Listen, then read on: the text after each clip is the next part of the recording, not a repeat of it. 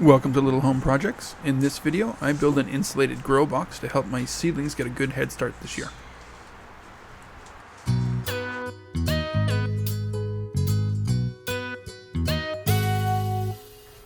Welcome to Little Home Projects. I'm doing something a bit different today. I am working not in my shed, but in my backyard at night. It's dark at about 5:30, and my son goes to bed at around 7:30, so I can't do any work in the carport next to his window or in the shed. So I'm setting up a shop out here in the back. My nighttime setup right now is underneath the patio that I built. If I haven't posted a video on that, there is a video series coming for the building of that one. But for now, it is just a fold-out wooden table. I've got the table saw out here, and I've got another patio table off to the side. My first project that I want to do out here is I want to make a grow box, an outdoor grow box. So I want something that I can put lights inside, and that will also be insulated. My hope is that the seed heating trays will be enough to keep the whole thing warm. The lights as well will add a bit of heat. My components that I'm working with is this 1/8" thick subfloor, just because it's smooth enough. I wanted something semi-rigid to put the foam attached to. And the other thing I'm doing is I've got this insulating foam with the reflective coating on the inside. That'll be the inside of the light box. So hopefully this 3/4 inch foam will be enough to keep the plants and seeds warm outside. It still gets around 2 degrees at night here in Vancouver at this time of year, and there's still plenty of a chance of frost for a while yet. So I'm hoping that 3/4 inch foam will work. My final dimension on this one is going to be about 6 feet by 2 feet by 2 feet. So I should be able to get lots of plants in there, as well as a bit of space to the side if I do need to add a heater down the road. I had the hardware store cut this 4x8 sheet into 2 feet by 8 feet, and I'll do the rest of the cuts myself. Let's get started measuring this out and getting some cuts made.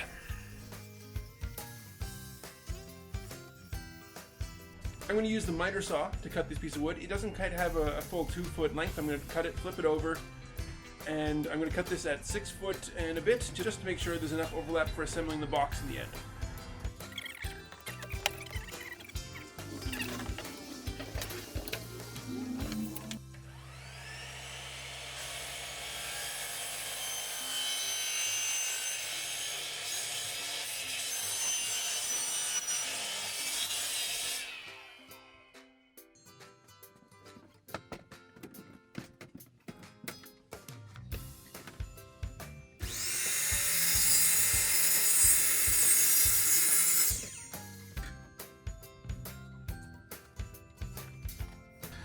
I have gone ahead and ripped up some of the wood. Previously I ripped a 2x4 down to 2x2 stock. Went to get some more, but I decided to go with this cheaper, I guess like tongue and groove assembled studs. They're not as big as 2x4s, but they're half the price. So I'm going to split these guys down the middle. So it ends up being something along the lines of a 2x1.5. And because it's about half the price of a regular stud, and since this project is just a garden shed project, I'm happy to just use the cheaper material. So I gave myself lots to play with, and I will cut it to size lengthwise and start assembling and gluing.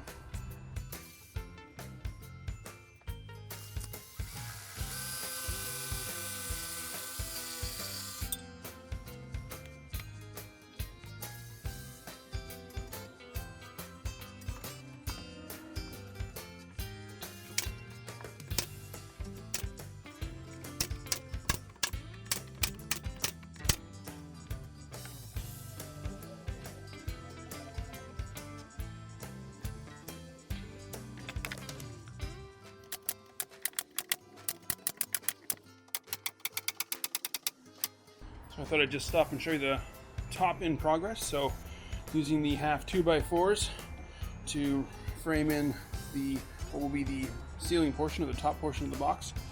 I'm going to be doing, I need to do one on the side here, one in the middle, and one on the far side, just for stability, but I will be adding another length down here and here, and those are just going to be extra supports for the lights that will be hanging inside the box. So there's more to go. I've run out of time for today, so I have to let it dry in any case. So I'll put it away, clean up, and come back at this tomorrow.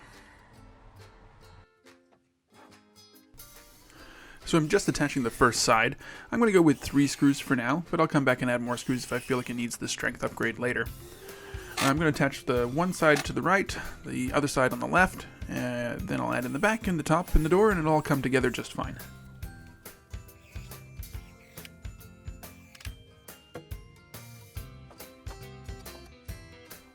That is until we get to this moment here. As soon as I put this back on, I realized that it's 3/4 of an inch too tall compared to the rest of the project. And that's a problem because I need the top to sit flat across the entire thing for stability. I double checked all my measurements. I went through and sort of tried to figure out where I went wrong. But after a little while I realized that I hadn't done anything wrong. In fact, I had just forgot that during the planning phase I had expected the insulation to already be on the bottom. So that 3/4 of an inch gap is actually the 3/4 of an inch of the foam that should be underneath.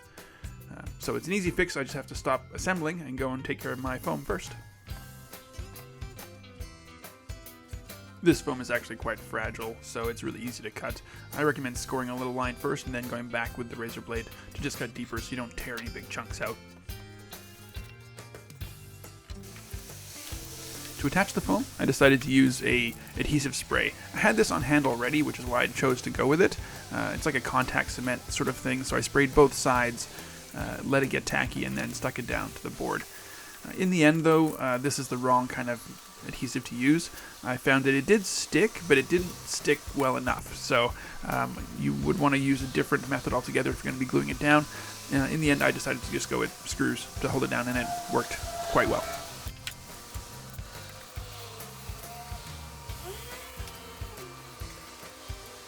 Now reattaching the sides, the height is correct, and it happens to work that the holes that I need are already there in the wood, so the screws just screwed down in there, and that was really easy. So pre-drilling it and pre-screwing it while it was not there actually worked out in my favor. I know that the strength of the screw hold is not as good now that it's got a piece of foam in between, but this isn't a very structural piece of woodworking, so these screws held up just fine as is, so there's no reason to go back and add more.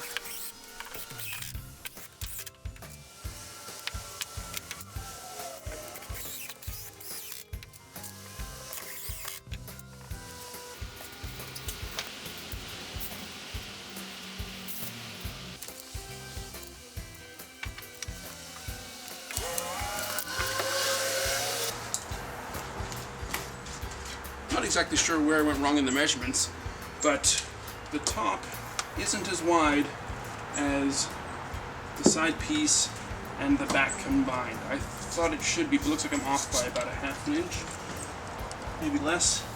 So I'm guessing I just misjudged the thickness of this styrofoam. I'm going to bring it forward so that the front closes off nice and flush. It should be fine to do that. The back can just have that overhang, shouldn't cause a problem.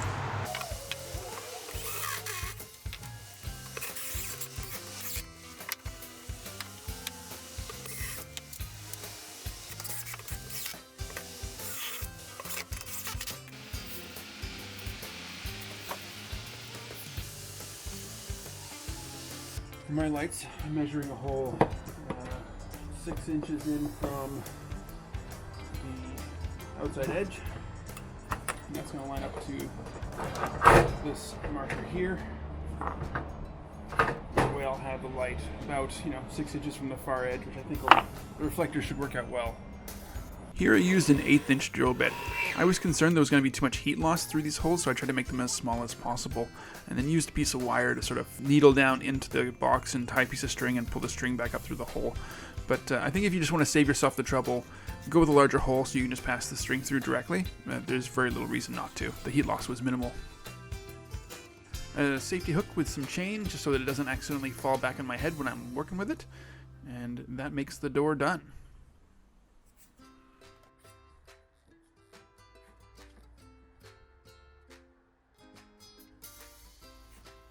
So I'm going to update you on the progress of the grow box I have outside. So what I did do is get it functional, put some seeds in there, and I'll just take you through some of the things that I decided on as I was setting it up. Currently, I do have 2 sets of trays of seedlings going on heat mats. I've been monitoring the temperature to see how it changes from inside and outside. And with the 2 heat mats, it is about 5 degrees warmer. The air temperature is about 5 degrees warmer inside the chamber than outside. I did try it once during the day with the lights, these fluorescent tube lights up top running, and the heat mats running at the same time, and it got way too hot. It got to about 40 degrees air temperature inside. So I will probably have to come up with some ventilation for those lights. I thought they'd be cooler, but they are not. There are quite a bit of heat coming off of them. I do have 2 more trays I'm not using yet, but I will see if I need those once I move these seedlings out into different trays. As far as design goes, I drilled a hole in the back to let the cords for the heat mats through, and then I also drilled a hole in the top for the cords for the lights. So up top, all the wires and cords and things are all up on the top here. So my 2 heat mats, my 3 sets of lights. They're not on timers yet. I'm going to swap them out shortly. What I'm going to do is so the heat mats come on at night and the lights come on during the day. Hopefully that will keep the temperature from getting too hot. Ended up using strings attached to hooks for each of the lights. This way I can raise and lower them as needed. I'm going to lower them quite a bit now that my seedlings are starting to germinate. Okay, today is June 1st. It is the day I've got everything out of this box here and everything's into the garden. The last 2 things to come out of this were my runner beans and zucchini. So it's done all its work it's going to do.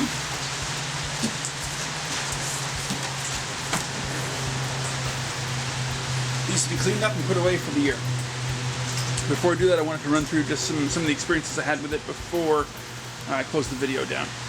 One of the things I thought I would do originally was tie loops in a string and just use different loops at different spots in the string to raise and lower the lights, but it turned out to be much easier just to put screws or a nail every inch along the tops. That way I could just adjust it on the fly. It was a lot easier than making a bunch of loops on a string. Other than that, the biggest problem I had was overheating in the beginning, and also I think maybe humidity control was an issue. Sorry, some of the tomatoes were not as full of leaves and thick stems as I would like. I think they got a little spindly because of the way the conditions were inside here, and as well, the leaves started to curl up, like get all kind of shrivelly. Even though they had plenty of water, they started to shrivel up, and I'm guessing that had to do with not enough air circulation. So next year, when I use this again, I'll be making sure there's a fan in here running all the time just to keep the air moving within the system, and that'll help regulate temperature as well as humidity and hopefully keep the plants a bit healthier. I'm just adding in a couple markers. So on both sides, I've just labeled the corners, so A, B, C, and D, and on the other side 1, 2, 3, and 4. That way I know when I go to reassemble it, all the screw holes should line up.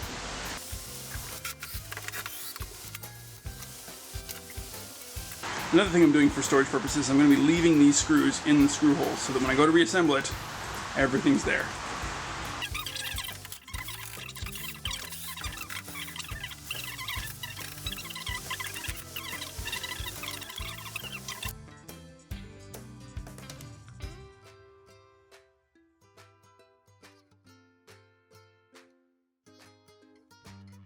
Okay, so I've got one of the pieces down here. I don't know if we're going to see it in this particular piece, but I did notice when I put it away last year, some pieces were starting to get moldy in between the layer of insulation and the wood.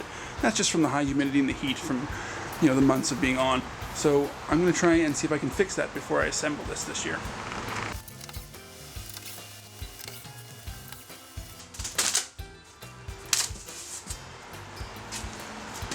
Okay, so this is the problem here. You can see how the moisture got in between the layers and it started to produce mold in the wood. So I don't really know the best way to clean it up. I'm not really concerned about it as is for health reasons, but going forward I'd rather keep it from getting worse.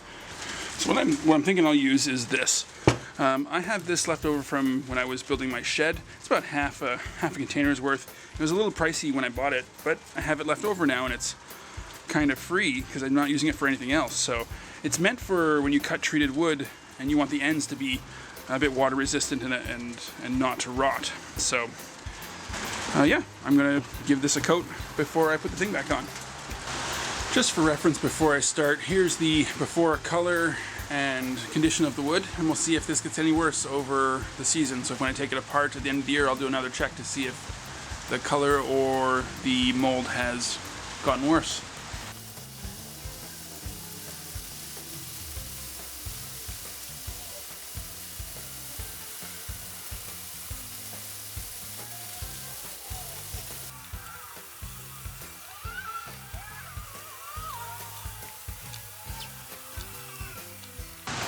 And just to show the variation, this one has almost no mold growing on it. There's a little tiny bit starting here, here, and here, but the rest of it's fine. I'm still going to coat the entire thing anyway. After letting the coating dry overnight, I attached all of the insulation back on, just using screws. I skipped reusing the glue because the screws did all the work for me anyway. Now I'm just going to reassemble for this season. I've thrown a timer up on the screen just so you can see how long it took to reassemble. The idea behind this design really was meant to be easy setup and easy takedown, as well as minimal storage space. And I'm really happy with how simple it came out to be. So when it's stored, it's fairly flat, and to reassemble, the screws already being there, and the fact that these pieces are so modular, makes it really fast to put together. The whole thing took 8.5 minutes to reassemble, and I was back and running for the new season. Thanks for checking out Little Home Projects. If you like this video, I try to put new videos out as often as possible.